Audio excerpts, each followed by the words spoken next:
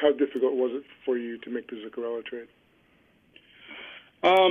Very, very difficult. He's obviously a player that's extremely popular, both to the fans, to his teammates, to the front office, to the coaches. It's always hard when you trade a player of that magnitude that's meant so much to the organization and been through a lot of battles for us and had so much success. So anytime you're doing that, it's difficult. I felt comfortable all along. We kept him in the loop. We kept talking to him and trying to tell him what was going on. So I felt a little better about it. But at the end of the day, when you finally make the decision and we make the decision, we move forward. Those are hard.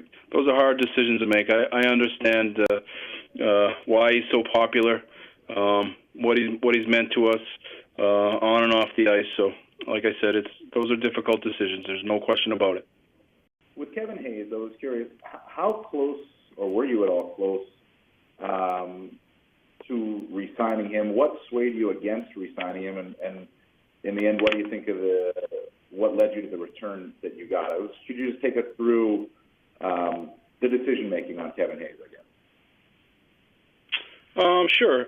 Listen, on Kevin, we had a number of talks with Bob, his agent, Bob Murray, and we had something in mind that we thought could work. But at the end of the day, we just felt like at this time, where the organization was at, to trade Kevin was our best course of action, and to try to get as many assets as we could, and that's the decision we made. In Lemieux, do you see a guy who can slide in right away? And what type of role do you think he could play? Yeah, he's going to come here right away. He'll be at practice hopefully tomorrow. I would think that we're going to give him a pretty big opportunity here with some ice time and playing up in the lineup and see what he can do for us right away. Yep. And if I can ask one follow-up, does this mean Sure. Leah, Brett, who is this a 20-game tryout to see who could be, if any of these guys, maybe even Phillips, could be your number 2 center and play that role that Kevin played? Well, I think that all those guys are going to play a lot as we go forward in different roles, whether it be on the wing, whether it be in the middle, whether it be on the power play, killing penalties. Our job now is to find them ice, as much ice as we can to help their development. But, there might be some bumps along the way where, they might have a night where they're struggling or they might need a night off because it's a long season for young players. So we'll go through those things, but, you're gonna see a lot of those guys. Let's put it that way. Hey, Jeff, just a couple of quick things. You traded your 3 UFAs. Did you come close to doing anything else, and was there much thought of doing more than that? Obviously, these guys' names were out there for a long time. And two, did you kind of get what you expected out of the 3 deals you made this weekend? I would say we had a number of conversations about other things that we just decided that we're better staying out of. As far as getting what I think pretty much we knew the prices would be. We tried to get out there early to find out what they would be, and I would say we met or hopefully did better than our expectations. McQuaid had been a stabilizing influence for Brady, I think, for much of the season now. As you know, Brady maybe struggled a little bit early and then seemed to settle down once he was playing with McQuaid. What do you expect for Brady now that he doesn't have Adam there, on his right?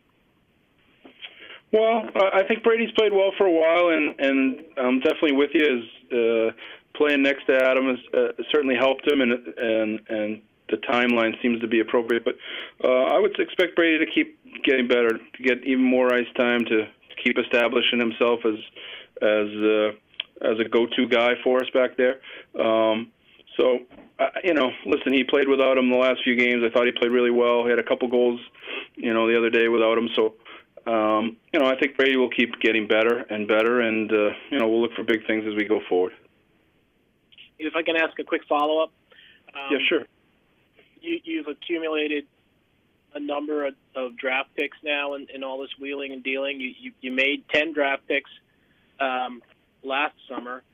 I know it's still a couple months away from now, but would you anticipate making these picks, or do you think that these picks are just something that you can use to, as currency to bring in, in trades and such like that?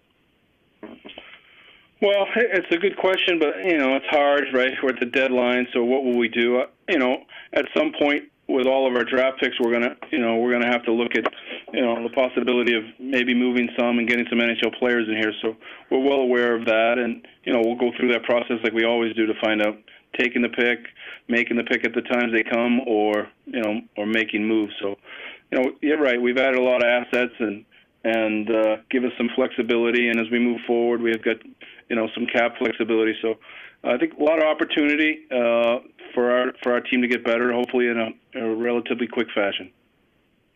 By not trading Chris, you've been through, the trading of free agents 2 seasons in a row now.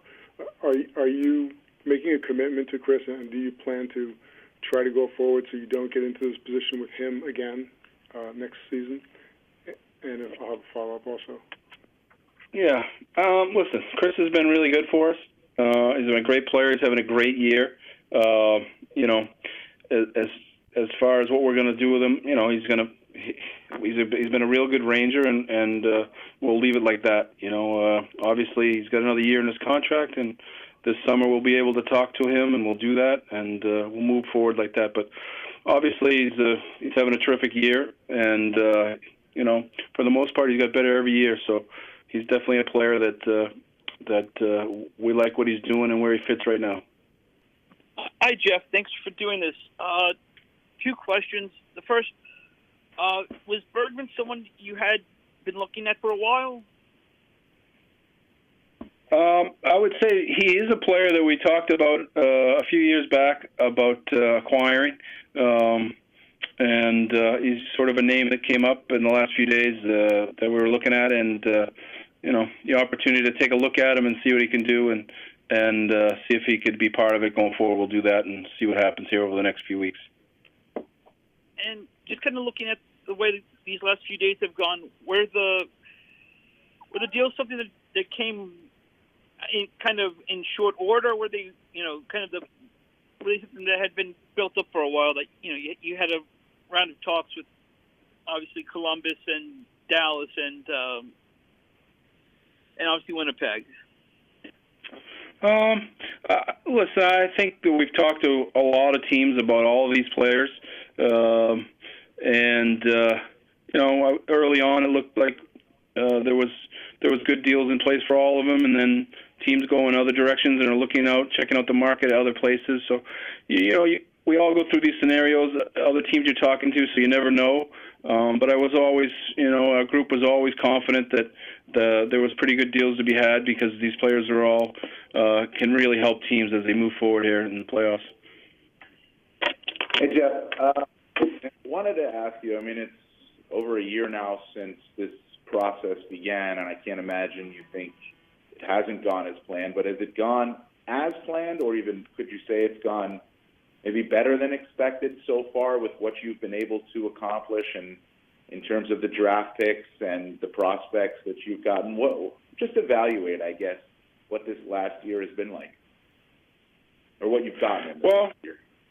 Yeah, it's anytime you go through something like this, you're announcing what we're doing publicly. You hope that your fans are behind you, and everyone's supportive of what you're going to do, and then you can go out and make good deals and acquire assets and draft picks and young players. And I really think that, a year later, our fans have been unbelievably supportive, and I think what we've been able to acquire and turn over and turn over our top 10 prospect list in a hurry to look much better, to keep acquiring assets and draft picks. I think, personally, I believe, and our group feels like, we're doing a real good job of that, and we're ahead of what we thought we could do, and hopefully we keep pushing the pace. I want to ask a quick follow-up. Is there a plan, if it's at all possible, to have Kravtsov come over at the end of this season?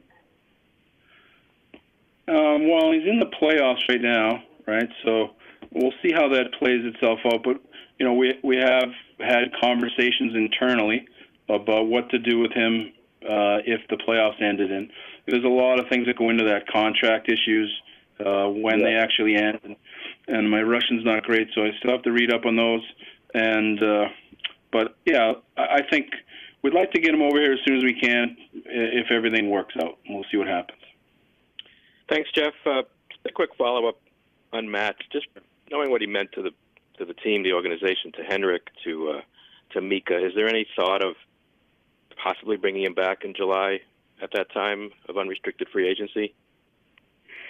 Alan, it's a great question, but unfortunately, you now know that he's not our player anymore, and I can't answer those questions, right?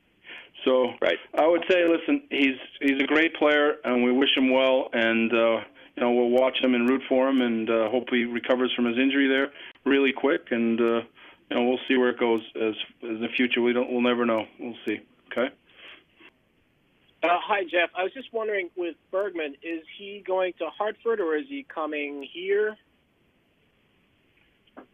Bergman will be assigned to Hartford. Okay, and then as a quick follow-up, I just wanted to get your thought on, since we don't talk to you all the time, about the progress that some of your prospects have made, and I'm specifically thinking of Lias, what kind of year he's had. He's been up, he's been down. What do you see from him in terms of his development? Lias Anderson, is that what he asked me about? Yes, I'm sorry. Yeah, okay. Yeah, I'm sorry, I didn't hear. I think if you look as a 20-year-old player, somebody that we moved him up and down a few times, I think he's doing quite well. I think he's really working on the things we were asking him to work on. I think that he's come up here in the last few games here. He's playing hard, played a physical game, edgy. You kind of see some of the things he's going to bring. So, listen, 20-year-old player playing against the men. We're trying to develop him as quick as we can, but we need him to do it at his pace. So, so far so good. I like a lot of things we're seeing. I think he's improved in a lot of areas, and I think he'll continue to do that.